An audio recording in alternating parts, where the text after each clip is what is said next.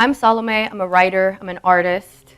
I'm also the messaging strategist for one of Fee's products, Revolution of One.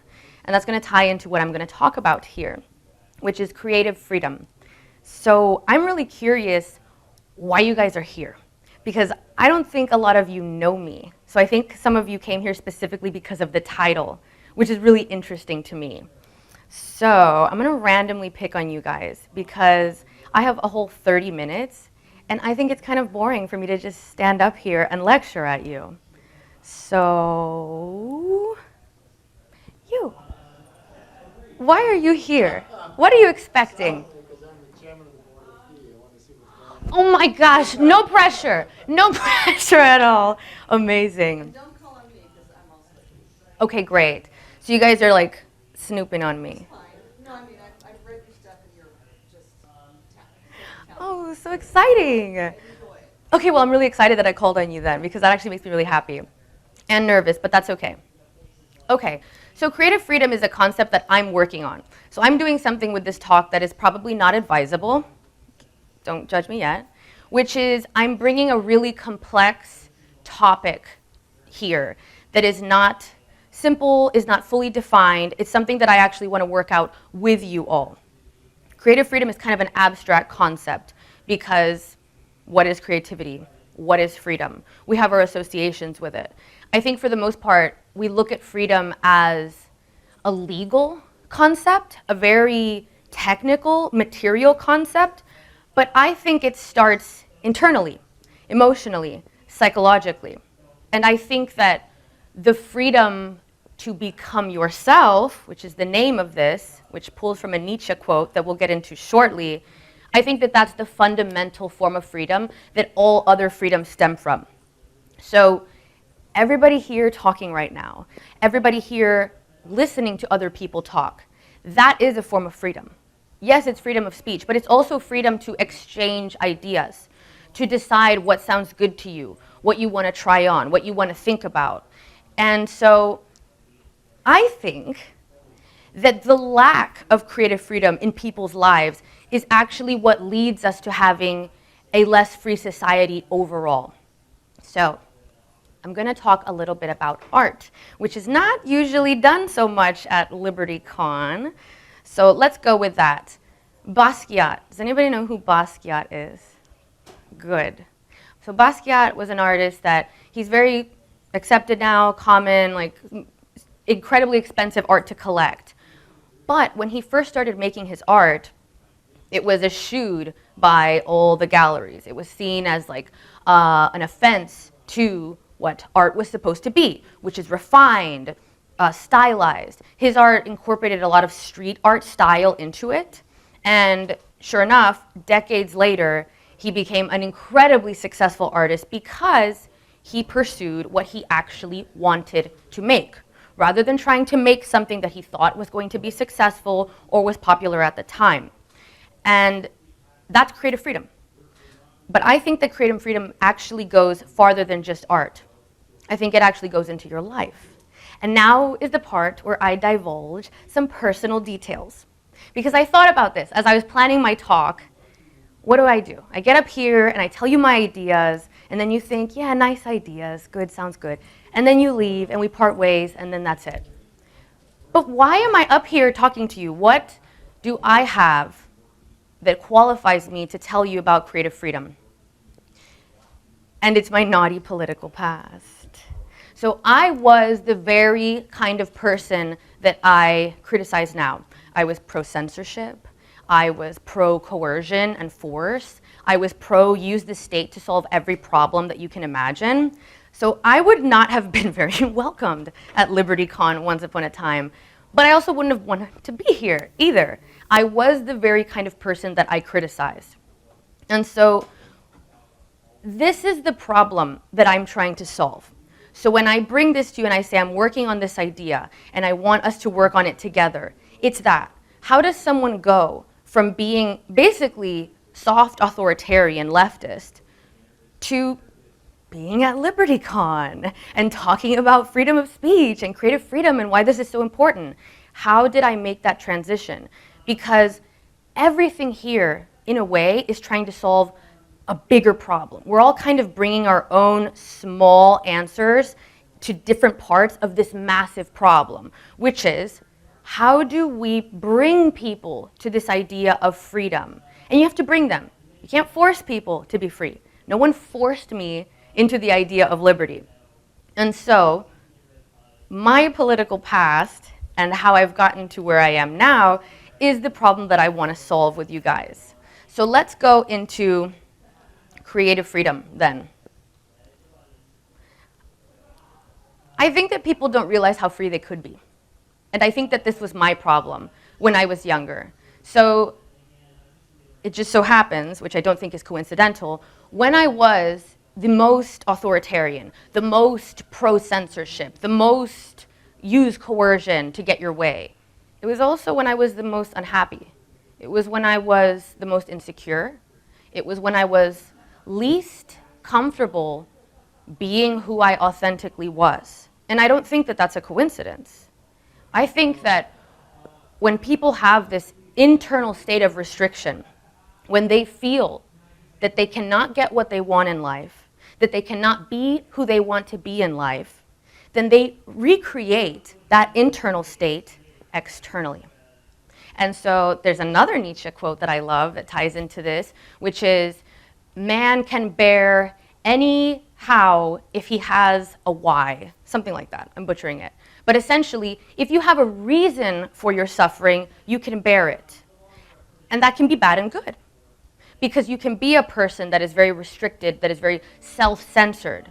And then you can look outside yourself for reasons as to why you should feel that way. Well, of course I feel restricted. Of course I feel censored. I live in a terrible, oppressive state, and it's outside me that's the problem. It's all these people that are the problem, as opposed to looking within myself and saying, what are things that I could do that actually give me more freedom, more control over my environment? So as soon as I started to identify these things that I could do, that I could get more autonomy over my own life, that's when I started to feel more free.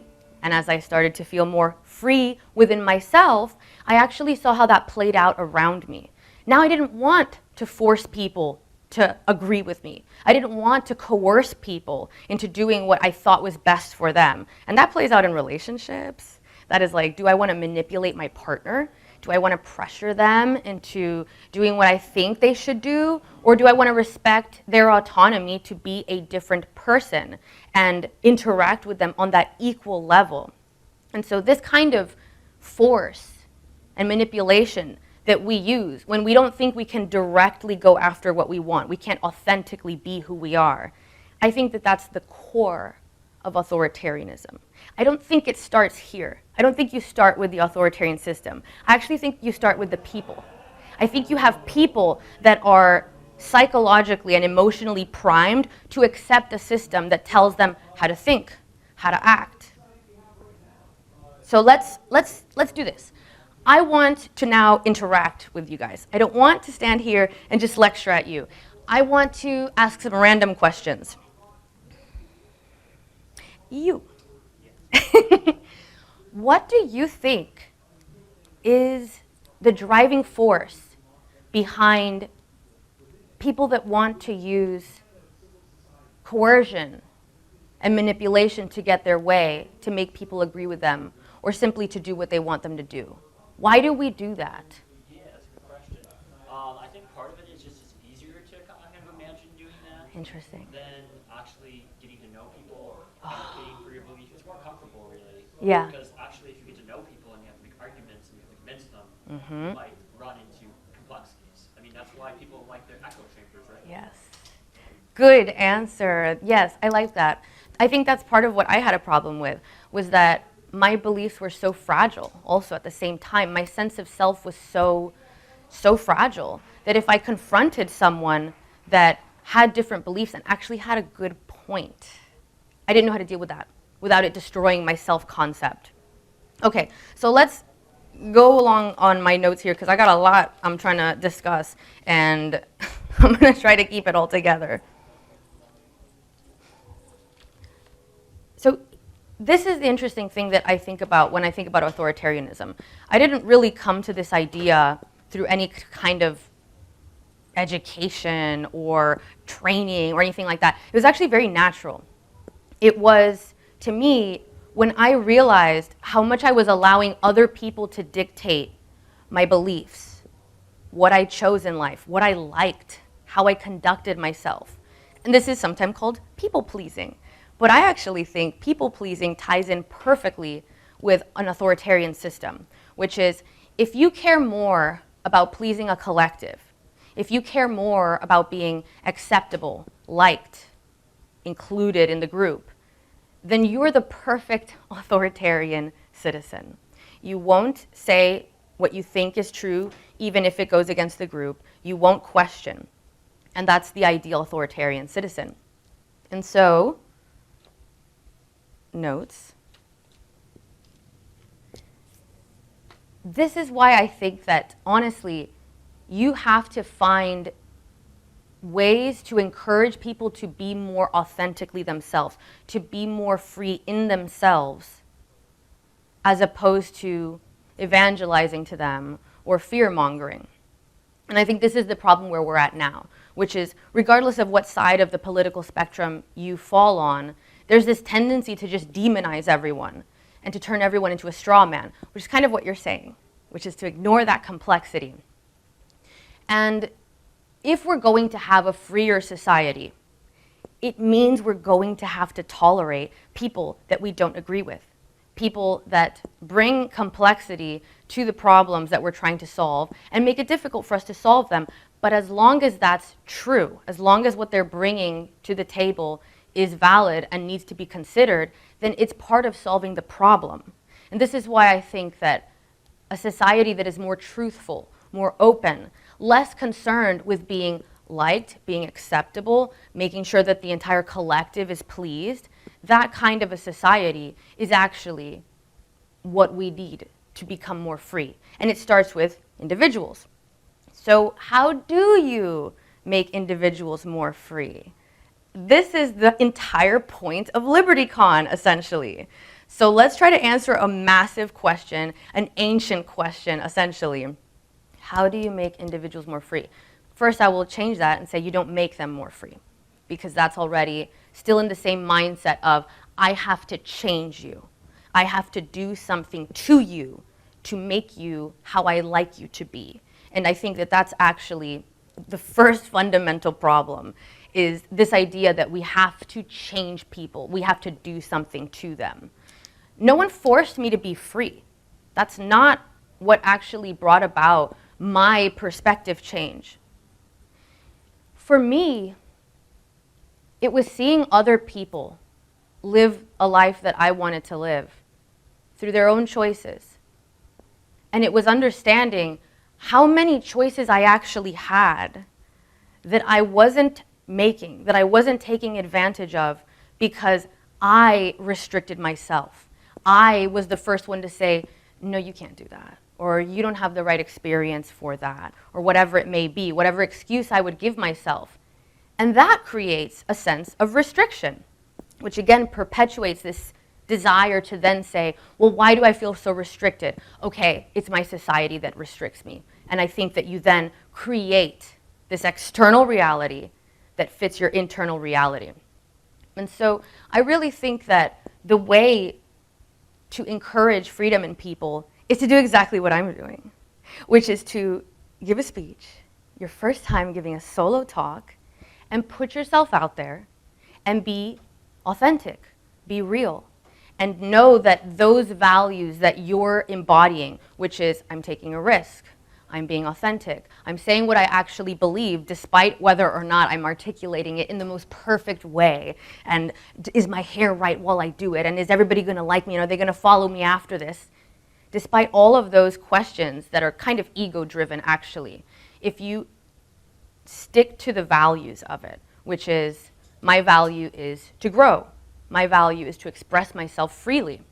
If you stick to those values, then you're actually able to pursue things that are difficult, that are challenging, that are unnerving, but ultimately that's good for your society too, because the more free you become, the more free your society becomes. Because I'm hoping that everybody sitting here is a little bit inspired, is a little bit excited, is feeling like, hey, those are some good points. I'm watching her go up there and talk and say what she feels. I feel like I could do that too.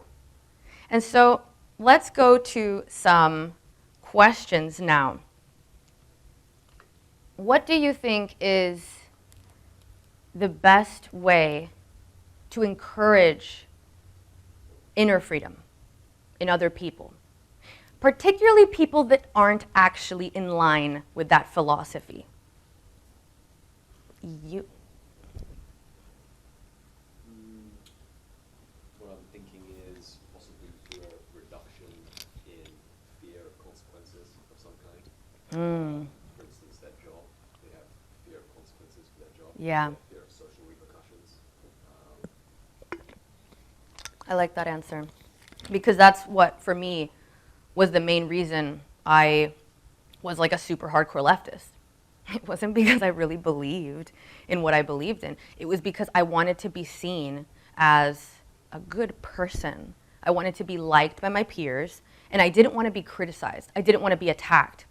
And so I think that that's the shift for me, was going from a place of trying to avoid something, living out of fear, choosing to do things because I wanted to be accepted or liked or not criticized, versus doing things because I actually believed them and knew that they aligned with my values. So I think that's a huge driver of why people flock to kind of leftist ideology now, and this very like authoritarian, restrictive ideology, is because they're afraid of what would be the other alternative. I mean, for me, like, I've had to become completely comfortable with being called alt-right, Nazi, fascist, whatever terrible names that when I was younger, that was terrifying to me because I didn't want to be thought of as a bad person. But that was my main driver then. Don't think of me as a bad person. Which, if that's your main driver, is being liked, being acceptable, you will do bad things if it means that your group will praise you for it. So it's not actually being a good person then. It's being thought of as being a good person. And those things are so different. That's why for me, coming back to values, living by values. So saying what is true, doing what is compassionate. Those are things that I define for myself. They don't require me to look outside myself and say, is this compassionate? Because of course you're always going to get a different answer. One person thinks one thing is truthful or compassionate or generous or courageous. Another person thinks it's another thing. So it comes back to the individual, where you have to have that sense of security in yourself to actually define what you're going to do in life, what you're going to stand by. And I think when you do that, when you actually have the grounding to build the life that you want, to become the version of yourself that you want to become, that is the most anti-authoritarian thing you can do. Because you innately become anti-authoritarian. You are, by the act of creating your life intentionally, choosing your beliefs intentionally, choosing your actions intentionally, rather than outsourcing them to your peers, whatever, you're saying, I have the sole ownership over my life. I am the one that chooses my beliefs, that chooses my actions, rather than my culture, my peers, my government. And so that's inherently anti-authoritarian to me. So really, when I think of how do we create a more free society, yes, policy, yes, all the big things, all of that stuff, and there's all the hours-long economic talks that you can go to, and the people talking about natural gas in here that I was trying to sit through and being like, oh my gosh, I need to leave, I can't hear this. They're all right, and they're all bringing different answers to the same problem, which is how do we create a society where people flourish of their own doing? Because you can't force someone to be free. And you definitely can't force someone to flourish. I've never heard of that in my life. And so it's a really beautiful thing, actually, that as you become more free in yourself, as you become more authentic and more courageous to tread your own path and become who you are doing the most anti-authoritarian act. You are laying the foundation for a free society. I'm done. You can clap now. Thank you so much. I hope that was, somewhat coherent and inspiring, but I got my bosses in the audience. I'm nervous. So I'd love to do a Q&A now. I think that's my favorite thing, actually. Talking at you is not my preference, but Q&A. So feel free to come up with the most uncomfortable questions. I am going to be judging how creatively you ask me questions. This is your chance to prove creative freedom. Oh, you ready already? Okay, let's go. Is this being now filmed? I'm uncomfortable. What are you going to ask me? Well, I'm just wondering why I'm getting the mic. I want to ask if there's any artists or just people out there that you think model the type of like personal freedom and like just living without fear of consequences that you're describing. Unfortunately, my answer is very offensive. So I think Kanye West does it. I actually think Kanye West, my papers threw themselves on the floor. I think that Kanye West, and it's partially because he's top of mind right now, but I'd love to talk about him because I think that someone like Kanye West is a test for a free society, which is, do you only like free expression and artistry and creative living when it is in line with everything that you agree with? Because to me, I've always felt the need to defend the people that I don't really agree with, that I think are actually kind of crazy. And you'll find me defending Alex Jones, all of that. I'll do it, even if I don't agree with him, because I think that that's actually when you show your commitment to your principles. It's not when I defend the artists that I'm like, oh, I love them, they're completely inoffensive, they make everything that I agree with. What is the stake there? So I think, honestly, Kanye West is the biggest test right now for, can our society tolerate the kind of insane, unhinged, but not violent, not actually dangerous artistry that we once did when we were in like the 70s and the 60s, where we had artists that were being crazy and showing you what it looks like to push to the limits of living as a human, but through artistry. I defend him, and that'll be you can cancel me for that. Yes. Hello. So you mentioned that you were previously authoritarian Yeah. and previously pro-censorship. Yeah. And that you made a change and now you're a speaker at LibertyCon. Mm-hmm. So that change was the result of change in your own sense of identity, freedom from fear. What caused those changes? So how did you develop that sense of identity? How did you get to where you are that caused the change in your beliefs? Wonderful question, yes, and important. So 2 things, and this is kind of the interesting thing, is that one was a bad breakup. So this is actually an important thing, and like I always hate to have to say this story because it sounds so quaint and like, oh, I had a breakup. But actually, an event like that requires you to reconceive of yourself. Who am I now? I thought I knew who I was. I thought that I was going to be in this relationship. I thought that this was going to work out. I thought I had it all figured out. I thought that if I pressured this person and like didn't say certain things and made myself extremely likable, that I could coerce them into staying in a relationship with me, as opposed to respecting, okay, this person doesn't actually want to be in a relationship. This person has different values than I do. This is not going to work. So having that fall apart kind of laid bare my self-concept. It was a moment that I had to think of my worldview and say, am I really looking at this world correctly? Clearly, I don't actually know what I'm doing because I've just had the rug pulled out from under me, and I thought all my tricks and all my worldview, I thought I had it all figured out, and here I am in an incredibly painful and low point. Something's not working. So some people might double down in that moment and go further into denial. and they'll receive the destructive consequences of that. I had already tasted enough destruction with that breakup, and so that spurred me to then accept what I was starting to read at the time, which is a lot more existentialist philosophy, and writing. I actually started doing things that I liked. I actually started living a life that I wanted to live.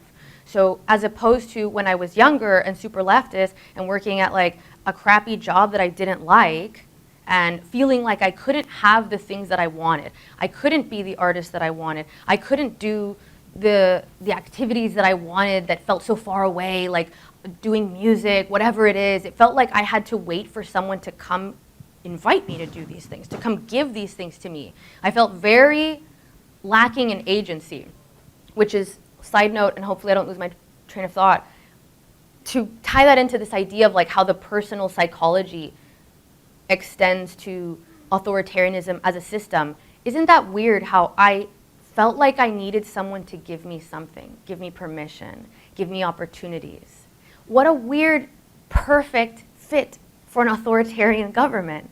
I can't go out and do it on my own. I need someone else to give it to me. I need someone else to give me permission. That's literally anti-individualist. That is me removing my own agency and thinking that I need some authority, someone else with more power, more capability to come give me what I want. And so, surprisingly, not, I was more of a leftist when I had that perspective. But, so it's multi-tiered then. It's the fortuitous, I guess, moment of having to reconceive of myself through a hardship, and then also starting to do things that I wanted to do. And this is very lucky because I started to be around people who were doing things that I wanted to do. And that's this is why I think it's very hard for people to realize how free they could be, is that if you're in a situation where you want something different, but all your peers are just like you, think like you, and you don't see that around you, I think it's very hard for people to break out of the mindset they're in at that moment. I know that it's really hard because my mom is a teacher and Fee works in classrooms, and the program that I work with, Revolution of One, also works in classrooms, and we confront that self-limiting mindset in students all the time. I've had my mom tell me about parents who said to her, "Are you sure my child can go into the next level of reading? I don't think they can do that." So that kind of limiting belief starts before you can actually perceive it. It just becomes fused with how you view the world.